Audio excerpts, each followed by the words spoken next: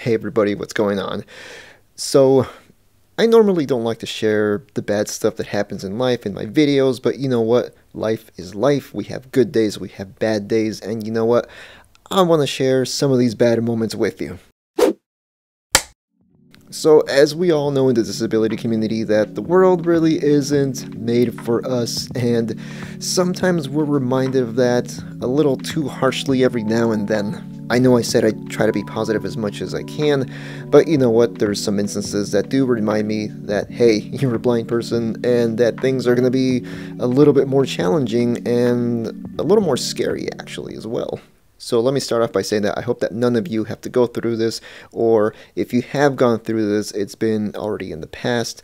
And I know I don't like to mention stuff that might be triggering to some folks, but still, I mean, if this is able to help somebody, you know, if you haven't dealt with this situation before, if you're able to better just, deal with these situations better, then that's great. But other than that, though, I'll proceed with these four negative stories about me being blind. So story number one consists of, well, someone just, it's kind of nasty actually, so let me explain. So I was headed back from my local blind center. I was going back home. I had to take a light rail, I had to take a train, then a bus to get home. But anyway, I was going to the light rail, and the thing is, in order to get there, I had to go underneath the street. So underneath this really busy street was kind of a nature path, I believe, like an underpass.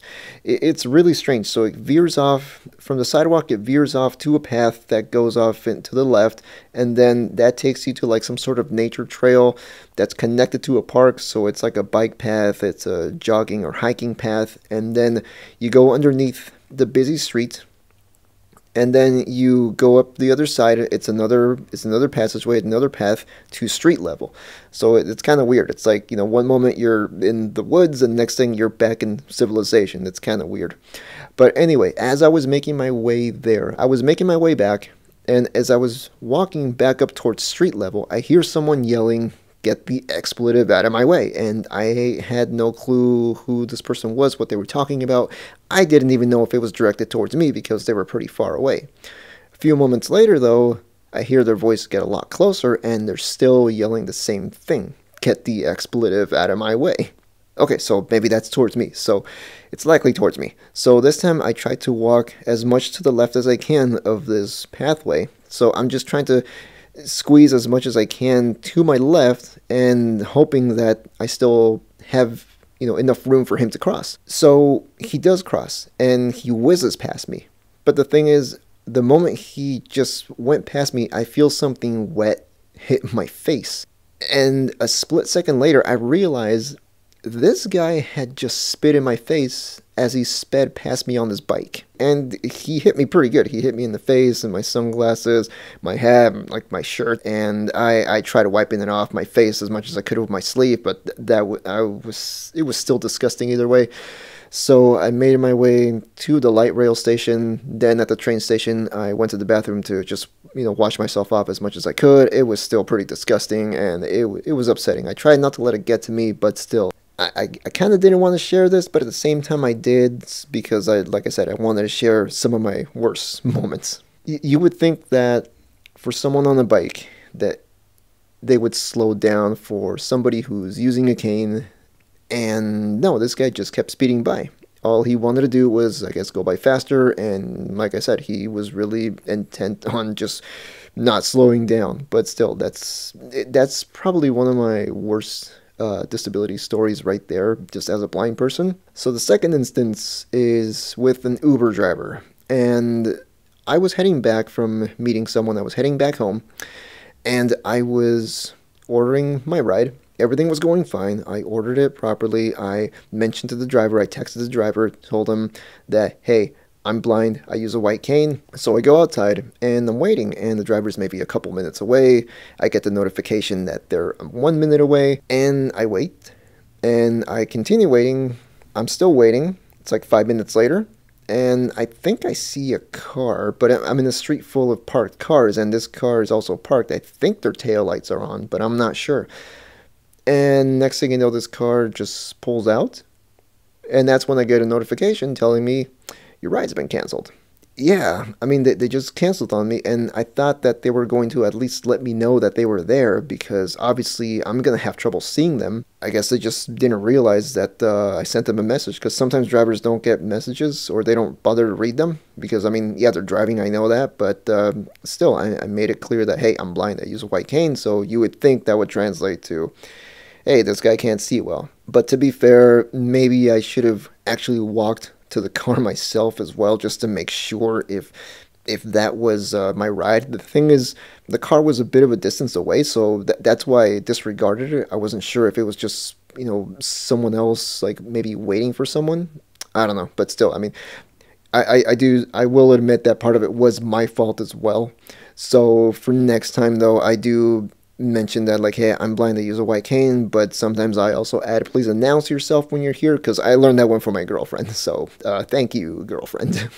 On a side note, I know for me as a cane user, it's not as bad for me with ride shares, but I've heard so many horror stories from people who are guide dog owners who've been just refused access because they have a guide dog. I know I'm not in a good position to really talk about this because I'm not a guide dog owner, but I think this would be a good topic to talk about in the future with someone who is. The next two incidents are, they're kind of related to one another. Kind of, sort of, but they both involve crossing the street as a blind person. And as us blind folks know, crossing the street, it's an adventure to say the least. The first instance, what I used to do, well, I'll mention what I do now. What I do now when I cross streets is I wait for my parallel traffic to go. I wait for some sort of traffic to also go before I start walking. Now, this was not the case all the time. This was about maybe 4 years ago. I had recently just, I just stepped out of my house. I was going to go, I think, to the blind center. And this was in the morning. Usually what I would do back then was whatever vision I had, if the sun wasn't in my face, I would look straight forwards, squint my eyes towards a traffic light because I could make out the lights. So if it went from green, well, from red to green, I would start going. I was standing at the corner with my cane, and I noticed that the light went green. So I took a step forwards, took a step into the road, and that's when I hear this, like, sound. And because the road kind of goes uphill, I couldn't really, see anything. I mean, I can make out the blur of the cars maybe, but this time I just heard something from my left, and then it just whooshes past me. It, like, whizzes past me. This was a red light runner. Yeah, they didn't even bother to slow down. Now, luckily, I had only taken just one step towards the road. I had my other foot on the sidewalk, but I kind of don't want to think about too much what would have happened if I'd taken another extra couple steps, 2-3 steps forwards, because I don't know if I'd be here if that's the case. I mean, I don't want to put it to that extreme, but I mean, this guy was really speeding. He was not slowing down. Even if he hit the brakes, I probably would have gotten hit. But yeah, that's something I really try not to replay in my head too often, because I usually do that a lot of times, and I do my best to not think about it. So it's kind of stayed with me, and that really made me rethink my strategy. This is why I pay attention to my parallel traffic more. I ain't moving until I hear some traffic going in the same direction that I'm walking. Now, the previous three happened anywhere from 3 to 4 years ago. This fourth one, however, just happened last year, just a few months ago as of this recording. So this one involves my girlfriend. She'd come over to visit me, and we were going to cross a street. It was a pretty busy street. And what was happening is that this time I was analyzing the traffic. I was counting the cycles and seeing, like, okay, my parallel traffic is going here. Now let me count how many cycles so the traffic's going the other way. And I did this a couple of times just to really calculate when to cross. And I've gotten really good at this. So this is what I do now when I'm crossing streets. I really make sure to know when to go. So what was going on here is that this was a T intersection. So these are a little trickier than your four-way intersections because, I mean, sometimes, traffic's going one way, traffic's going the other way, and you might not be aware of people, turning right. In this instance, I calculated properly. I stepped forwards. I took maybe 3 to 4 steps, and that's when I hear my girlfriend yell my name. A couple seconds later, not even a couple seconds later, like a split second later, I hear a car horn to my left. The first thing that comes through my head is, crap, you calculated wrong?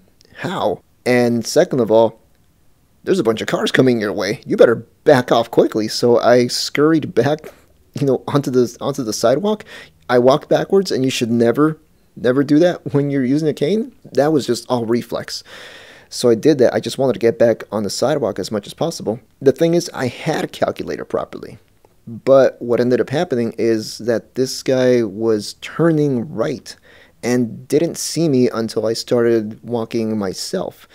So the thing is, I basically calculated for the people turning left, but I didn't hear the driver that was going right, because usually when there's someone turning right, they're right next to you, so you can kind of hear their the car engine going off. I didn't hear that this time, and it really surprised me, and it must have surprised the driver too. So yeah, I mean, I tried to just do my best to not think about it, in front of my girlfriend, but at the same time, it definitely was an instance where it was scary, and those two instances I try not to replay in my head when I'm crossing streets, because I mean, when you're blind, it is a little more of a risky thing when you're trying to make a street crossing. And yeah, I just do my best to try not to let those instances get to me. And as an aside, this is just a mini rant here, but electric cars, hybrid cars, okay, they're great for the environment, that's awesome, but for blind people, the fact that they make little to no noise, that's the scary part. And if you're blind and you're crossing the street and there's a hybrid or electric car, for us it's going to just magically appear out of nowhere, and who knows, I mean, we might get hit. And really, my friend Tamara, when she mentioned in the video where she demonstrates crossing the street with a cane, she mentioned that it's really not a matter of if you're going to get hit, if you're blind, it's a matter of when. And I'm hoping that doesn't happen to me, but still, I mean, I have to realize that's a possibility. So I really do have to be careful when I'm crossing streets. So anyway, on that positive notes, hashtag sarcasm. Yeah, so I just wanted to share those 4 stories for you. And like I said, sometimes life is, crappy, and you got to share those moments too, because it's not all like, rainbows and unicorns, especially if you're blind. So if you happen to be blind or just have any other disability and you've had crappy moments like this as well, I'd like to hear them as well. So leave them in the comments below. I'd like to give them a read. And yeah, so I will see you folks. I'll talk to you folks next time. And yeah, see you in the next video.